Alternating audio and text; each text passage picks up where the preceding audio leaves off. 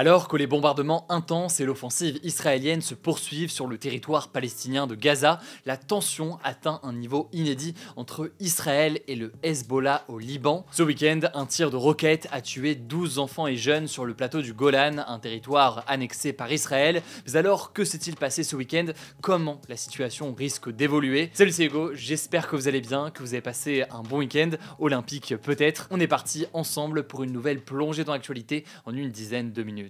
Alors déjà, remettons un petit peu de contexte. Dès le lendemain du massacre du Hamas en Israël le 7 octobre, le Hezbollah, qui est un allié du Hamas, a revendiqué plusieurs tirs contre Israël qui a alors riposté. Alors le Hezbollah, c'est donc un parti politique islamiste libanais, c'est aussi une organisation armée. Cette organisation armée, elle est classée comme terroriste par l'Union européenne et par de très nombreux pays en fait dans le monde. Et donc, depuis le mois d'octobre, on assiste quasiment quotidiennement à une montée de la violence à la frontière entre Israël et le Liban. Il faut rappeler que donc le Liban est situé au nord d'Israël.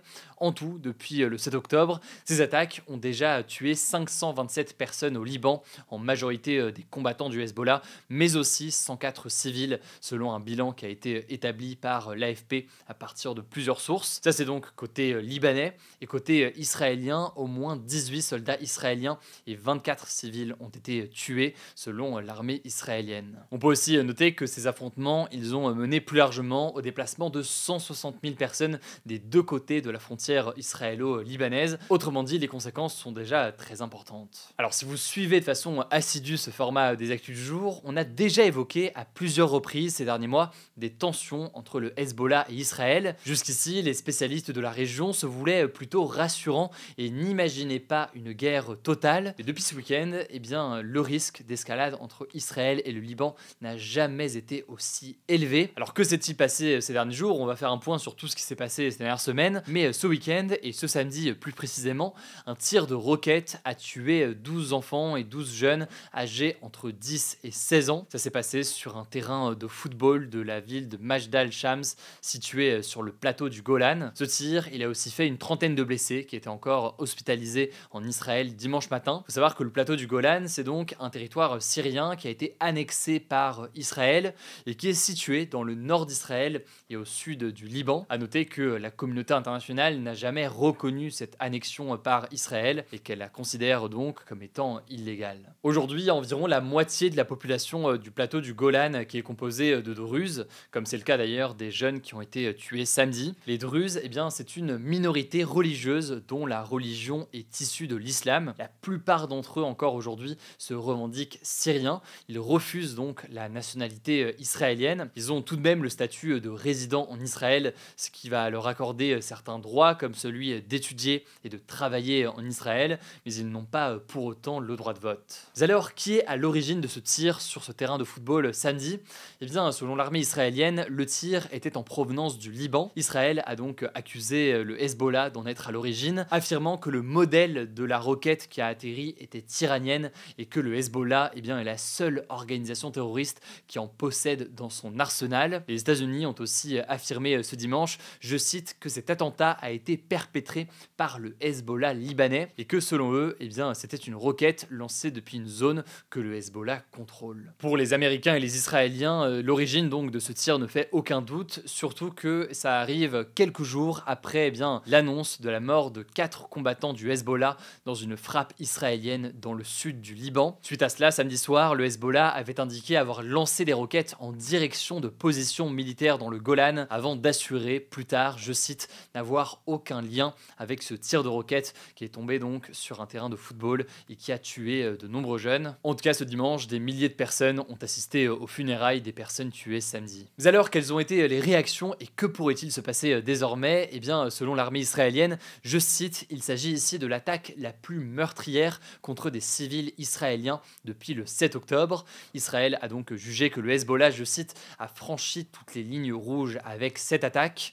Dans un communiqué, le ministère des Affaires étrangères israélien a indiqué qu'Israël exercera son droit et son devoir, je le cite toujours, d'autodéfense et répondra à ce massacre. De son côté, enfin, le Premier ministre israélien Benjamin Netanyahou a déclaré que Israël ne laisserait pas cette attaque meurtrière sans réponse et que le Hezbollah en paierait le prix fort, je cite, un prix qu'il n'a jamais payé auparavant. auparavant. Ça c'est donc côté israélien. Avant d'analyser tout ça, revenons tout de même sur la réaction du côté du Liban. Et bien d'abord, le gouvernement libanais, dont certains ministres font partie du Hezbollah, a dit condamner toutes les attaques contre les civils et a appelé à la cessation immédiate des hostilités sur tous les fronts. Par ailleurs, le ministre des Affaires étrangères du Liban estime que le Hezbollah n'a pas visé volontairement des civils et que l'attaque pourrait avoir été, je cite, menée par d'autres organisations, ou alors il pourrait s'agir d'une erreur israélienne, je le cite toujours, ou du Hezbollah. Enfin, le Liban appelle à une enquête internationale, une enquête qui a aussi été réclamée par le chef de la diplomatie de l'Union européenne, Josep Borrell. Enfin, ce qu'on peut noter, c'est qu'il y a eu beaucoup d'appels à la désescalade. Par exemple, Emmanuel Macron qui a assuré que la France était pleinement engagée pour éviter une nouvelle escalade. De son côté, l'ONU a appelé les parties à faire preuve de la plus grande retenue, alors que une intensification des échanges de tirs pourrait déclencher, je cite, une conflagration plus large qui engloutirait toute la région dans une catastrophe inimaginable. Alors y a-t-il un risque de guerre totale et à grande échelle entre Israël et le Hezbollah? On va rappeler certains éléments assez importants qu'on a déjà eu l'occasion d'évoquer ces derniers jours. Déjà, ce qu'on peut noter, c'est que l'Iran a mis en garde Israël contre les conséquences d'une telle attaque potentielle à grande échelle par Israël. On peut aussi noter que ce lundi, 2 hauts responsables israéliens ont indiqué à l'agence Reuters qu'Israël souhaitait frapper le Hezbollah sans pour autant entraîner le Moyen-Orient dans une guerre totale. Il faudra voir donc quelle forme tout cela pourrait prendre. Maintenant, est-ce que les deux camps ont réellement intérêt à entrer dans une guerre totale? Eh bien, pas forcément. On en a déjà parlé il y a quelques jours, le Hezbollah est bien plus puissant que le Hamas, car il est largement soutenu par l'Iran. D'après les renseignements israéliens, le Hezbollah disposerait d'au moins 150 000 missiles et roquettes et plus de 100 000 soldats. C'est donc des capacités beaucoup plus importantes que le Hamas. Israël n'aurait donc pas forcément intérêt à s'engager dans une telle guerre. Par ailleurs, on peut noter évidemment que l'armée israélienne est déjà extrêmement mobilisée à Gaza, et donc l'ouverture d'un nouveau front pourrait ne pas être vue comme étant très stratégique. Benjamin Netanyahou, le Premier ministre, il fait face à une opposition de plus en plus importante en Israël, qui souhaite qu'Israël parvienne à trouver un accord avec le Hamas pour un cessez-le-feu et pour le retour des otages. À voir donc s'il aurait réellement intérêt à ouvrir un nouveau front. Par ailleurs, ça c'est côté israélien, mais côté libanais aussi, le Hezbollah n'a pas forcément intérêt à entrer en guerre contre Israël. Ça pourrait l'affaiblir, ça pourrait être aussi un coup dur pour l'Iran, qui n'a pas forcément intérêt non plus à s'engager sur un nouveau front en soutenant ainsi le Hezbollah. On peut aussi noter que le Liban, depuis plusieurs années maintenant,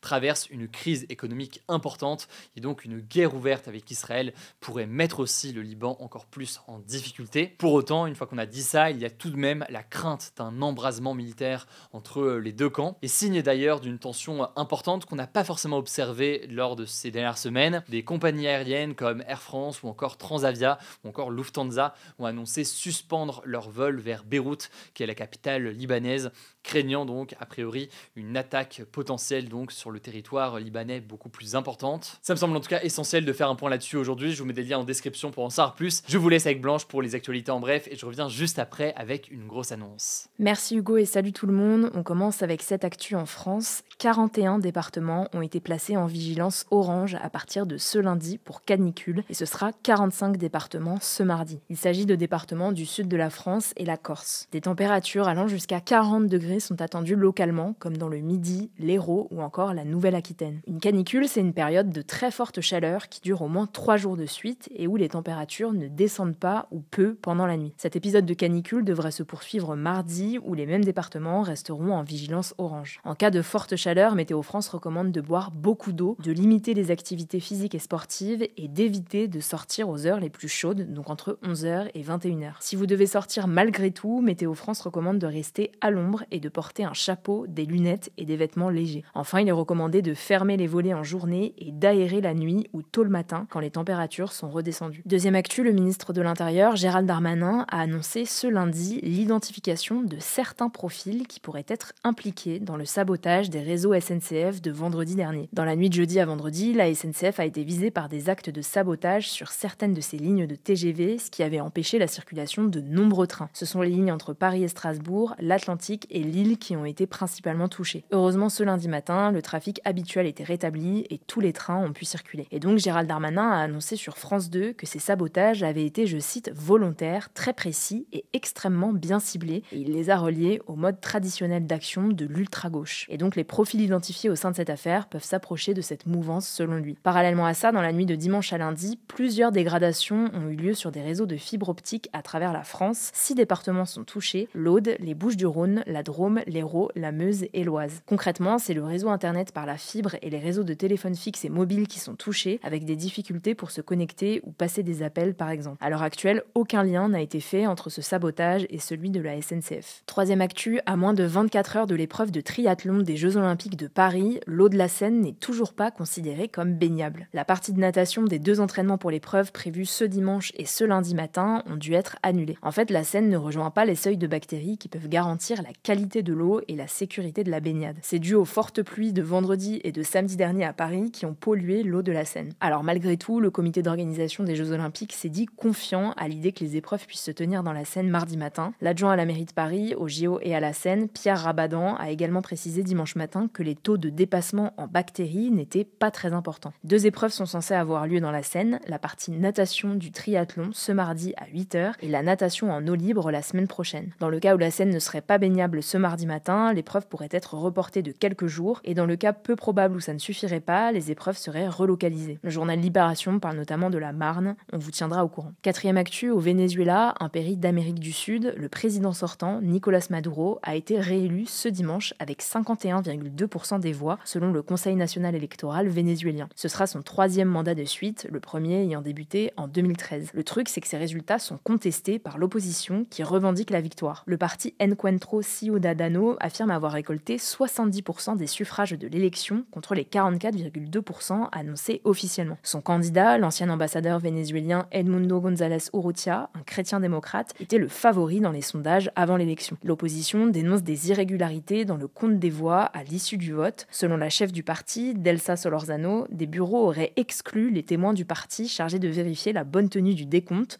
D'autres auraient refusé de transmettre leurs résultats, ce qui porte le parti à croire que les résultats ont été truqués. Et puis certains élus d'autres pays remettent également en cause le résultat de l'élection. Le président chilien, Gabriel Boric, a indiqué sur le réseau social X qu'il trouvait difficile à croire les résultats annoncés de l'élection et que le Chili ne reconnaîtrait aucun résultat qui ne soit pas vérifiable. De son côté, le secrétaire d'État américain, Anthony Blinken, a exprimé de sérieux doutes au sujet des résultats et a demandé la publication du décompte détaillé des votes. De son côté, le chef de la diplomatie de l'Union européenne, Josep Borrell, a appelé au respect de la volonté des Vénézuéliens. À noter qu'aucun observateur international n'a pu assister à l'élection, ce qui pose des gros doutes sur la fiabilité du scrutin. 5e actu, le Park Fire, un immense feu actuellement en cours dans l'État de Californie aux États-Unis, est devenu en moins de 3 jours le 7e incendie le plus important de l'histoire de l'État. Démarré mercredi dernier, le feu a déjà détruit plus de 150 000 hectares de terrain, l'équivalent de plus de 210 000 terrains de football, et il progresse très rapidement. Cet effet ravageur peut s'expliquer par la zone. L'incendie s'est déclaré dans une zone avec beaucoup de végétation très sèche à cause de la chaleur. Mais alors, qu'est-ce qui a déclenché cet incendie ? Eh bien, ce jeudi, un homme soupçonné d'avoir démarré le feu a été arrêté par la police californienne. Il aurait poussé une voiture en flammes dans un ravin qui aurait allumé l'incendie. Selon le climatologue Daniel Swain, relayé par Le Monde, l'incendie pourrait durer encore plusieurs jours, voire des semaines. Il pourrait à terme atteindre le top 3 des incendies les plus importants de l'histoire de la Californie. Merci beaucoup Blanche pour ces actualités en bref. Alors je le disais, grosse annonce, même chez vous l'avez peut-être vu, c'est possible, sur Instagram ce week-end ou peut-être d'ailleurs directement sur YouTube si vous suivez les 2 chaînes.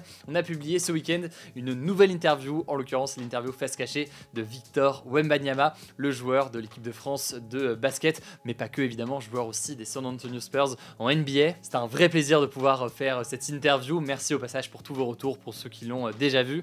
Pour la découvrir, c'est très simple, rendez-vous directement sur notre chaîne YouTube dédiée au grand format. Et la chaîne n'a jamais aussi bien porté son nom, du coup rendez-vous sur cette interview. Vous tapez Hugo Décrypte ou Wembanyama pour la retrouver autrement directement sur YouTube. Enfin, on le disait, pour suivre les JO, rendez-vous directement sur Instagram. Vous le savez donc, le nom du compte c'est Hugo Décrypte. Prenez soin de vous, prenez soin de vos proches et puis on se dit à demain pour une nouvelle vidéo.